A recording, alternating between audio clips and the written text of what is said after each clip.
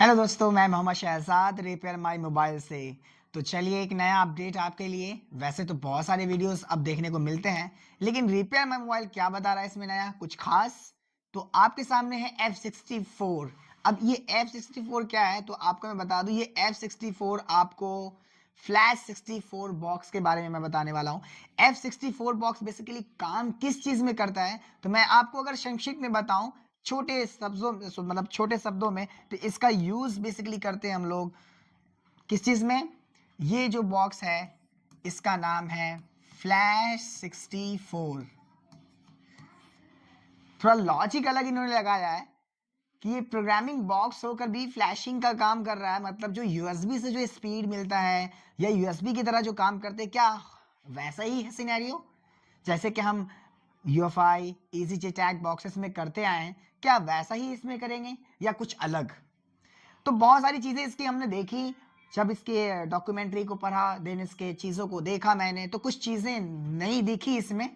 अब जब इसका अनबॉक्सिंग करेंगे और जब क्लास में हम दिखाएंगे तब आपको मैं लिटरली बताऊंगा कि हाँ ये रियली वर्क है कि नहीं, क्योंकि चीज़ें बहुत सारी लिखी भी रहती हैं। अब ये कंफर्म इतना हमें स्पीड मिलता है नहीं मिलता है, आईएसपी भी क्या रहेगा, एमएमसी निकाल कर क्या स्पीड रहेगा, या यूएफएस में क्या इसने नया अपडेट दिया है, ये इसमें हम लोग जानेंगे जब हम आपको क्लास में बताएंगे।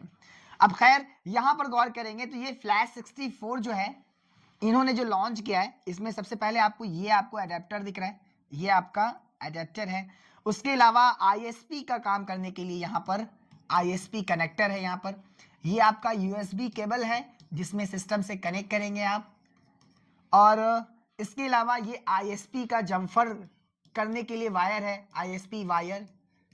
और ये दो जो है बहुत इंपॉर्टेंट चीज है, मैं अगर इसे अलग अलग बताऊं तो ज्यादा बेहतर होगा। इसमें एक जो है आपके यूएफएस आईएसपी को यूज करने के लिए यूज करते हैं, और दूसरा जो है ईएमएमसी के आईएसपी के लिए इस्तेमाल करते हैं।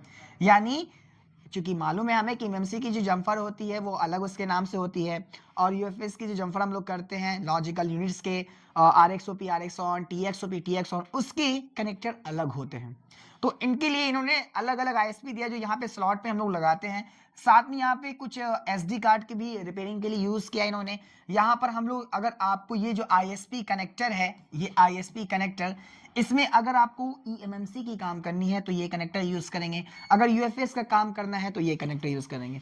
तो यहाँ पर अगर देखेंगे गौर से तो ये जो आपको सिर्फ फ्लैश 64 आईएसपी का काम करने के लिए मिलेगा यहाँ पर। यानी आप यहाँ आईएसपी से, चाहे वो एमएमसी के फोन हो, उस फोन में ईएमएमसी लगे हो या एमसीपी लगे हो, या आपके यूएफएस लगे हो, अगर मैं इसे देखूं तो इसमें आप काम कर सकते हैं ईएमएमसी, ईएमसीपी और यूएफएस के। ये सिर्फ आईएसपी का काम करेगा इस बॉक्स के अंदर।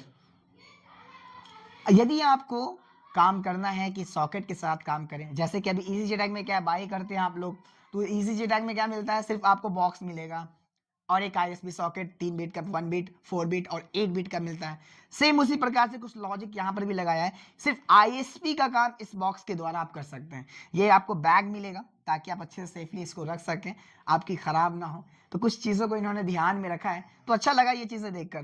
खैर, तो इस जो अगर आप पैकेज लेंगे तो इनके दो पैकेज हैं। पहला पैकेज आपके सामने ये है जिसमें आप आईएसपी का काम करेंगे। दूसरा पैकेज जो इनका है मैं आपको अभी दिखा देता हूं। दूसरे इसमें अगर चलेंगे आप,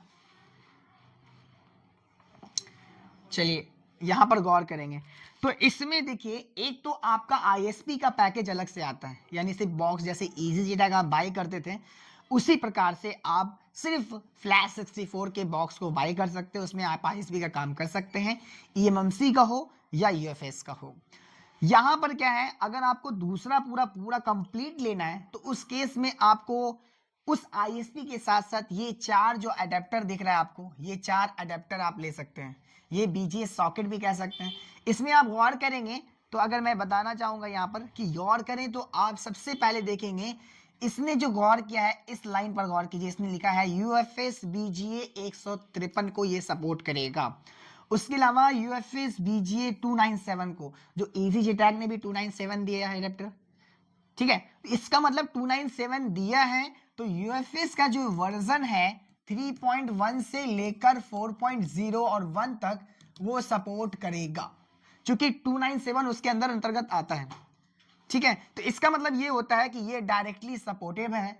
जो हमारे EasyJet में 3.1 तक सपोर्टेड, ये 4 तक जा रहा है, ये फायदा है। हाँ, जो बीटा वर्जन है EasyJet का उसमें 4 भी सपोर्ट कर सकता है, लेकिन फिलहाल यहाँ पर जब हम गौर करते हैं तो हमें ये मालूम पड़ता है कि इसने UFS का एक तगड़ा अपडेट दिया है कि भाई यदि आप UFS का काम करते हैं, आप अच्छे प्रोग्रामर बनना चाहते हैं, आपको प्रोग्रामिंग करना है अपने UFS का अच्छे तरीके से जो लेटेस्ट टेक्नोलॉजी के हिसाब से, तो आप इसको देखेंगे तो इसने अपडेट दिया है कि आप UFS का 3.1, 4.0 या 4.1 तक कर सकते हैं। फिलहाल ये 4.1 पे मैं स्टॉप बोलूंगा, क्योंकि मेरे हिसाब से अभी फिलहाल इसका प्योरली अपडेट देखा जाए तो जब तक हम चेक ना करें प्रैक्टिकली, तो वी कैंट से कि हम नहीं कह सकते ऐसा कि हाँ 4.1 कर रहा है।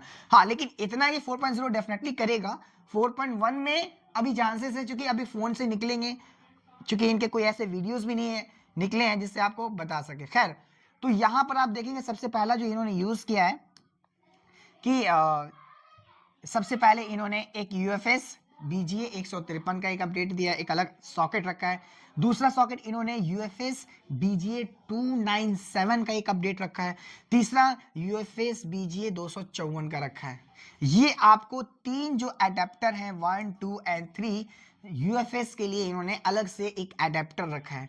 और यहाँ देखेंगे तो इन्होंने MMC के लिए यहाँ पर यूज़ किया है, जो 8-in-1 का काम करेगा, जैसा कि आप करते आए हैं। यहाँ पर अगर गौर करेंगे तो देखिए इन्होंने साफ लफ्ज़ों में यहाँ पर लिखा है कि BGA 221 को लगाने के लिए आप जैसे IC फ्रेंड में यूज़ करते थे, यदि आप लोग को याद होगा IC फ्रेंड जो फर्स्ट 13-in-1 था, उसमें क्या होते थे कि आपके IC फ्रेंड होते थे, उसमें अलग अलग स्लॉट्स बने होते थे इस प्रकार से, दो दो दो दो दो दो ऐसे कर कर।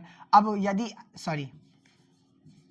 यदि आपको 221 कनेक्ट करना है तो इधर वाले सॉकेट से कनेक्ट करते थे, 254 करना है तो इधर वाले से करते थे, 153 इधर से करते थे, 162 करना हो इधर वाले से करते थे, और BGA 529 और 200 भी होते थे।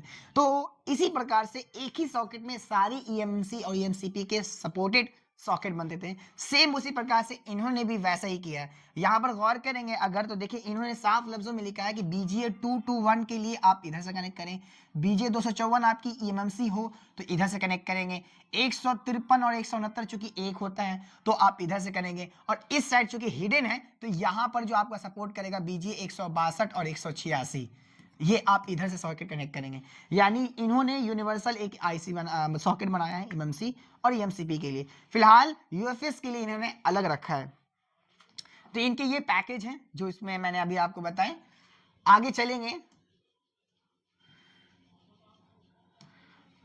तो ये आपका सिस्टम से कनेक्ट होने के लिए मेन है। यहां पर गौर करेंगे अगर इन्होंने देखिए जो USB दिया है 3.0 वाली दी है, 3.0 3.1 की जो कनेक्टिविटी है वो काम कर सकता है USB से, तो ये आप सिस्टम से काम कर सकते हैं। साथ के साथ इन्होंने एक 5 वोल्ट का ऑप्शनल एक अलग से दिया है कि अगर आप चाहते हैं अपने फ़ोन को 5 वोल्ट का केबल लगाना, क्योंकि maximum of phone type C आ रहे हैं, तो आप डायरेक्ट यहाँ फ़ोन को कनेक्ट कर कर 5 वोल्ट का सप्लाई दे सकते हैं यहाँ से अपने फ़ोन को, अनलॉकिंग का काम करते हैं। ये आपका कनेक्टिविटी होगा जो BGA सॉकेट को आप यहाँ कनेक्ट करेंगे, चाहे वो MMC हो या EMCP हो या UFS, यहाँ पर कनेक्ट करेंगे। यहाँ पर 3 बटन रखा है, याद कीजिए आप लोगों ने जैसा देखा था कि 3 LED लाइट्स हमारे ब्लिंक करते थे, सेम वहाँ पे भी यहाँ पर देखेंगे right left and up and down का दिया इन्होंने। और यहाँ पर जो यूज़ किया इन्होंने, ये आपका जो सेक्शन है ये डिस्प्ले है आपका। इसमें क्या होगा कि आपको कितना वोल्टेज जा रहा है, कितनी स्पीड है, ये सारी चीज आपको यहां पर शो करेगा। तो डायरेक्टली आप यहां भी सिस्टम पे सेटअप पे तो दिखेगा ही, यहां पर भी आप देख सकते हैं कि हमारा क्या शो कर रहा है, कितना वोल्टेज चल रहा है, क्या स्पीड है, ये चीजें आप यहां पर देख सकते हैं। तो ये इंटरफेस काफी अच्छा लगा इनका देखकर, एक जैसे हम लोग डोंगल यूज करते हैं अपने, उस हिसाब से इन्होंने दिया है। थोड़ा सा इसके नीचे यहाँ पर गौर करेंगे, यहाँ पर तो दिखाया नहीं है, ये जो नीचे पट्टी दिख रही है यहाँ पर लाइट चलती है, यदि आप रीड करेंगे तो हो सकता है गुलाबी चले, राइट कर रहे हैं तो ग्रीन चले, इस प्रकार से लाइट होता है तो देखने में थोड़ा सा खूबसूरत भी लगता है। तो इन्होंने हर चीज़ का ध्यान रखा है। उसके आगे चलेंगे यहाँ पर, तो यहाँ पर देखेंगे ये डिस्प्ले की ब्लैक यहाँ पर है। इस साइड से भी देखिए पूरी तरीके से सॉकेट का F64 यूज़ किया है इन्होंने सेम को। और ये जो मैं बोल रहा था डिस्प्ले के लिए, देखिए यहाँ पर इन्होंने डिस्प्ले इस्तेमाल किया है कि 3.28 का वोल्टेज है, 5.1 वीबस का यूएसबी है, पावर यहाँ से जा रहा है, VCC अभी एमएमसी की और यूएफएस। बहुत अच्छा चीज़ ये हमें अच्छा लगा देखकर कि इन्होंने इलेबोरेट किया है, पार्टिकुलर बताया है कि एमएमसी की अलग बताई है इसने कि एमएमसी में वोल्टेज जो है VCC एंड VCCQ कितना जाएगा, कितना जा रहा दिखेगा।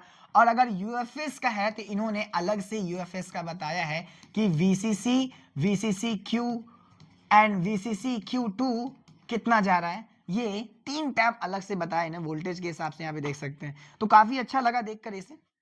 तो मतलब अभी फिलहाल तो देखने में काफ़ी अच्छा लग रहा है। वर्किंग पे डिपेंड करता है, जब आप एक हमारे पास आए तो उसके बाद ही बता पाऊंगा कि हाँ ये सच में रियली में वर्केबल है या नहीं है। तो ये जो सिनेरियो था मैंने आपके सामने अभी दिखाया कि फ्लैश 64 में क्या चीज़ें हैं, और अगर कंपेयर करेंगे इसकी बात तो बहुत सारी चीज़ें हैं। अभी हम जब इसके सिनेरियो पे जाते हैं प्रोडक्ट्स में, तो हमें पता चलेगा कि F64 का सबसे पहले हम इंट्रो देखते हैं। तो ये जो ऑफिशियल साइट है इनकी, मैं उस पेज पर हूँ अभी। ये तो पहले हम लोगों ने देखा कि इसमें आपको, तो इन्होंने लिखा है इसका मेन पेरेंशियल इनोवेशन नैंड प्रोग्रामिंग के लिए यूज़ किया गया है, जो काफ़ी डिमांड है आज के समय में। और इसकी बात इसने कही रिलायबिलिटी एंड फ्लेक्सिबिलिटी दोनों चीज़ के अंदर है कि काम करने में आपको एक तो स्पीड जो आजकल डिमांड होता है कि जल्द से जल्द काम हो जाए हमारा, वो काम आप यहाँ पर देखेंगे मिलेगा। तो इन्होंने इस बातों को पॉइंट आउट करके लिखा है कि ताकि यूज़र को ये चीज़ समझ में आए कि आप जो हैं यहाँ पर नैंड की प्रोग्रामिंग कर सकते हैं। साथ के साथ इन्होंने पर्पस जो बिल्ड प्रोफेशनल किया है वो डिमांड किया है स्पीड के मामले में, कि आप यहाँ पर स्पीड के मामले में काफ़ी बेहतरीन देखेंगे कि स्पीड ऐसा होगा कि आप सच में बोलेंगे हाँ। उसके अलावा इन्होंने कहा है ये रिलायबल है, काफ़ी आसान है और फ्लेक्सिबल भी है किसी भी यूज़र को यूज़ करने के लिए। Backed by 25 years of GSM engineering excellence, state and programmer revolutions. तो खैर बहरहाल इसके टॉपिक भी देखा जाए तो इन्होंने जो चीज़ें बताई हैं इससे ये मालूम पड़ता है कि चीज़ों में इन्होंने स्पीड के मामले में काफ़ी ध्यान रखा है। और साथ के साथ आगे जब चलेंगे तो देखते हैं आगे में इन्होंने क्या बोला है, अनमैच स्पीड एंड इफिशियंसी। मतलब इनका कहना है कि डाटा ट्रांसफ़र की जो स्पीड है, यहाँ पर मैं अगर थोड़ा बड़े लाइन में अगर दिखाऊं आपको, ओके तो अब यहाँ पर अगर गौर करेंगे तो इफिशियंसी में इन्होंने क्या कहा है कि डेटा ट्रांसफर की जो स्पीड कही है अप टू 420 Mbps की कही है। यूएफएस लाइक 3.0 और 4.0 के रिपेयरिंग के यूजेस के हिसाब से।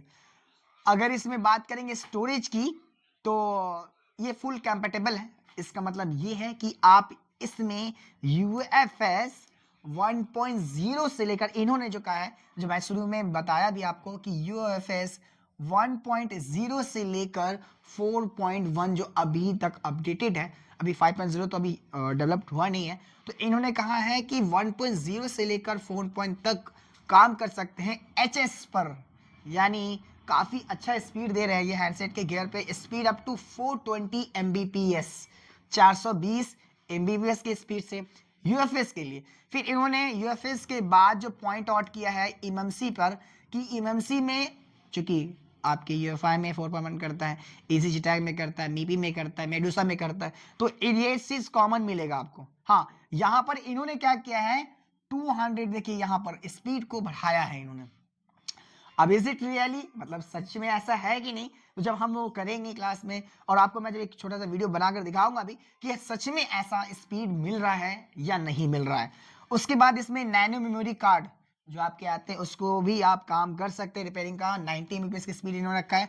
फिर माइक्रो SD कार्ड जो आप यूज़ करते हैं उसकी भी स्पीड इन्होंने 104 Mbps रखी है। इसका मतलब ये पता चलता है कि ये हमारी जो MMC या EMCP UFS मेमोरी कार्ड की जो जितने भी रिपेयरिंग की काम ये प्रोग्राम कर रहा है उसमें स्पीड पे खासा ध्यान रखा गया है ताकि हो।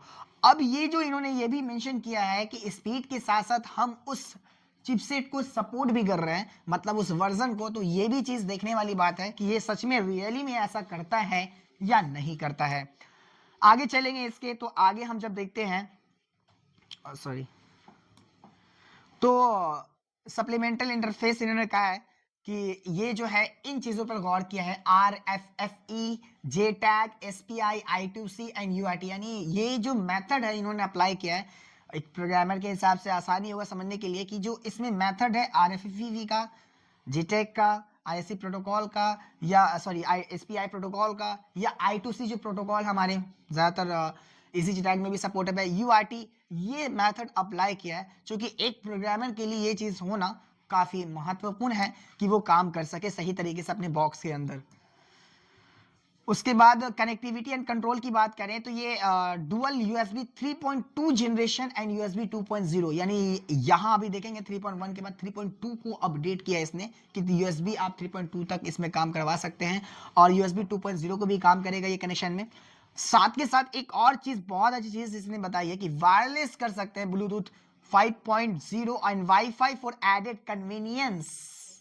अब इस बात को ध्यान रखिएगा, इन्होंने कहा है कि हम यदि आप चाहते हैं अपने फ्लैश 64 बॉक्स के कनेक्ट करना सिस्टम से, तो आप ब्लूटूथ के माध्यम से या वाईफाई के माध्यम से भी कनेक्ट करके काम कर सकते हैं। इज इट रियली बात, मतलब कि सच में ऐसा देखने को मिल रहा है? अब ये ऐसा काम कर रहा है कि नहीं, ये तो आगे की बात है, जब मैं चेक करूंगा तभी पता चलेगा। NFC बेस्ड वारंटी है, सीमलेस सर्विस मैनेजमेंट दिया है, इसमें पहले वाले में स्मार्ट कार्ड लगा हुआ था, इसमें ऐसा कुछ नहीं है। ए वाइब्रेंट 1.69 TFT LCD डिस्प्ले जो आपके आगे डिस्प्ले में दिखता है वो यूज़ किया है। RGB lightning suit your work space aesthetic, जो मैंने बताया कि आप जब काम रीड या राइट करते हैं तो नीचे की तरफ आपको दिखेगा कि लाइट ब्लिंक कर रही है, चाहे वो रीडिंग हो रही है तो अलग अलग लाइट्स आती हैं। सेफ्टी एंड प्रिसिजन के बारे में इन्होंने कहा है कि engineer for durability and precision for a 64 full adjustable triple digital power supply, मतलब डुअल नहीं मतलब देखिए 3 डिजिटल पावर का इस्तेमाल किया इन्होंने, जो हमारे प्रोग्रामिंग बॉक्सेस है वो डुअल तक काम करते हैं, इन्होंने ट्रिपल यूज़ किया है ताकि हमारे पावर के मामले में कोई दिक्कतें ना ही हो, ताकि प्रॉपर पावर मिले और हमारी स्पीड को मेंटेन करके रखें। आगे चलेंगे तो इन्होंने कहा एक सॉफ्टवेयर के बारे में, इन्होंने कहा कि the flash 64 is backed at 24 month period of software update, या हर साल के हिसाब से 2 साल पर, यानी इसको आप, अच्छा इस बात को ध्यान, you have to latest features in capabilities this community software excellence device. अच्छा हाँ, इसके बारे में बता दूं, ये जो सॉफ्टवेयर है, देखिए ऐसा नहीं है कि आप UEFI खरीदते थे आप उसको यूज़ कर सकते थे, अलग से फिर आपको क्रेडिट, अगर आप USB से काम करते तो कुछ क्रेडिट की ज़रूरत पड़ती थी तो लेते थे। इजी JTAG में आपको क्या था कि आप जो लिमिटेड एडिशन है क्वालकॉम का काम कर सकते थे, कोई अलग से क्रेडिट नहीं लगता था। हाँ, अगर आप उसका बीटा वर्जन यूज़ करते हैं, जो नया अपडेट है मीडियाटेक का और स्पेक्ट्रम के लिए, जो डेडवुड के लिए यूज़ करते थे, तो वो उन्होंने रखा था, लेकिन उसको भी बाय करना पड़ता था। तो इनका कहना यहाँ पर ये है कि हम आपको जो सॉफ्टवेयर देंगे वो 2 साल के लिए देंगे, यानी 24 महीने तक आप इस्तेमाल कर सकते हैं। उसके बाद आप एक्टिवेशन करवाएंगे, जैसे आप UMT का या अनलॉक टूल का एक्टिवेशन करवाते हैं, उसके हिसाब से आप एक्टिवेशन करवाएंगे तभी इस्तेमाल कर सकते हैं। इसका मतलब ये है कि आप बॉक्स परचेज करेंगे पहले, 2 साल तक आपको कोई कॉस्ट नहीं लगे इनके कहने के हिसाब से। उसके बाद 2 साल के बाद आपको अगर नया अपडेट आता है इसका, मान लीजिए एग्जांपल में अभी इसका अपडेट 2.1 है और 2 साल के बाद 3.1 नया अपडेट इन केस आ जाता है और आप चाहते हैं 3.1 यूज करना, तो आपको 6 मंथ या 12 मंथ का अलग से रिचार्ज करना होगा। रिचार्ज ज़्यादा नहीं है आपके, कह सकता हूँ एक आम जुबान पर, जितना 3 महीने का आप अनलॉक टूल एक्टिवेशन करवाते हैं या 3 मंथ का आप जो करवाते हैं AMT एक्टिवेशन, उसके अंदर ही प्राइस में भी आने वाला हो सकता हो। उसके अलावा आगे चलेंगे तो मॉड्यूलर डिजाइन मेंटेनेंस के बारे में बोला है। खैर, तो यहाँ पर हमें ये पता लगा कि इन्होंने इस चीज़ के बारे में ध्यान रखा है कि भाई यूज़र को जो काम है, काम जो फंस रहा है, सबसे पहला प्रॉब्लम उनको स्पीड का दिखता है, तो उन्होंने स्पीड पर सबसे पहले ध्यान दिया है। उसके बाद दूसरी बात जो उन्होंने कही कि बहुत सारे चिपसेट जो दिखाते हैं अलग बॉक्सेस में, जैसे इजी JTAG हमारे UEFI box MIPI and Medusa में मे भी प्रोग्रामेबल नहीं हो पा रहे हैं, या कुछ एरर्स या बग्स के कारण कुछ रुक जा रहे हैं। इन्होंने उस बात को ध्यान रख के आगे तक अपडेट किया है कि हम 4.1 तक अपडेट दिए आपको, आप बिल्कुल यूज़ कीजिए इसको। तो ये 2 जो चीज़ हम यूज़र को चाहिए इन्होंने वहाँ पर प्रदान किया है, वो चीज़ मुझे दिखा भी है। अब इसके यदि आप वीडियोस देखना चाहें तो इनके जो यहाँ पर देखेंगे इसका ऑफिशियल साइट है flash64.com, इसके साइट पर जाकर देख भी सकते हैं आप। और मैंने बॉक्स के बारे में तो बता दिया और इसमें बाकी कुछ रहा नहीं। यहाँ पर बाय नाउ में यदि आप क्लिक करेंगे तो आप इसके चीज़ों को देखेंगे तो कुछ सर्वर का नाम लिखा है। वैसे यदि आपको इस बॉक्स की ज़रूरत पड़े तो आप रिपेयर माई मोबाइल में कॉन्टैक्ट कर सकते हैं, आपको आसानी से अवेलेबल करा दिया जाएगा इसे। अब इस बॉक्स के बारे में, प्राइस के बारे में मैंने रिवील नहीं किया कि चलिए मैं इसके बॉक्स के प्राइस के बारे में थोड़ा सा आपको जानकारी दे दूं। ओके, तो चलिए हम लोग देखते हैं कि पैकेज में कितना कॉस्ट गिरने वाला है। तो सबसे पहला इसका जो पैकेज आया है जिसमें आप F64 बाई कर सकते हैं विथ ISP, यानी इसमें सिर्फ ISP का काम कर सकते हैं आप, चाहे आपका UFS हो या EMMC। इसका लगभग जो कॉस्ट गिरने वाला लगभग अक्रॉस ऐसी 30-40 के अक्रॉस आने वाला है, उससे बीच में ज़्यादा नहीं, 40 के नीचे ही है। दूसरा जो पैकेज है यदि कंप्लीट बॉक्स यदि आप बाई करते हैं, यानी F64 ISP के साथ साथ आप जो BGA अडेप्टर के साथ यदि आप बाई करते हैं तब आपका कॉस्ट लगभग 60 के अराउंड, यानी 60 प्लस कुछ जा सकता है, यानी 60 के या 61 65 के अंडर रहने वाला ये अराउंड फिगर। यानी ये जो 65 के है आप 2 साल तक यूज कर सकते हैं। आगे जो 2 साल के बाद यदि आफ्टर 2 ईयर यदि यूज करना चाहते हैं और इसके नए अपडेट रहते हैं तो उसकी एक्टिवेशन 6 मंथ और 12 मंथ की होती है, जिसका प्राइस आपके लगभग 1500 के अक्रॉस ऐसी समथिंग होने वाले हैं, उससे ज़्यादा नहीं जाने वाले हैं। उसके अलावा इसको आप यूज़ कर सकते हैं अगर नया अपडेट। यहाँ पर एक बात मैं बता दूं कि यदि मेरा आपको लगता है कि मैं एक्टिवेशन इसमें आगे जाने के बाद कुछ अपडेट नहीं दिख रहा मेरे को, तो एक्टिवेशन नहीं करवाने की ज़रूरत है। तो ऐसा नहीं है कि आप इस बॉक्स को यूज़ नहीं कर सकते, आप इस बॉक्स को यूज़ कर सकते हैं। बस शर्त ये होगा कि ये जो बॉक्स जब लॉन्च हुआ है तो 2.1 में, इन केस एग्जाम्पल कि 2.1 सेटअप था इसका वर्जन, और 2 साल के बाद इसका वर्जन 4.0 चल रहा है, तो आप इस वर्जन पे नया जो अपडेट इसके फीचर्स है उसको नहीं इस्तेमाल कर सकते, लेकिन इस वर्जन तक आप काम कर सकते हैं। हाँ, जब आप एक्टिवेट करवाएंगे तो आप ये वर्जन फिर यूज कर सकते हैं। तो ये थोड़ा सा सिनेरियो जो मैंने आपको बताया, बाकी इसकी अनबॉक्सिंग और इसमें क्या सच में रियली में ऐसा काम करता है कि नहीं, तो बिल्कुल रिपेयर माई मोबाइल आपको बिल्कुल दिखाएगा। तो चलते हैं, इस वीडियो में इतना ही है, तब तक के लिए good night, take care and bye.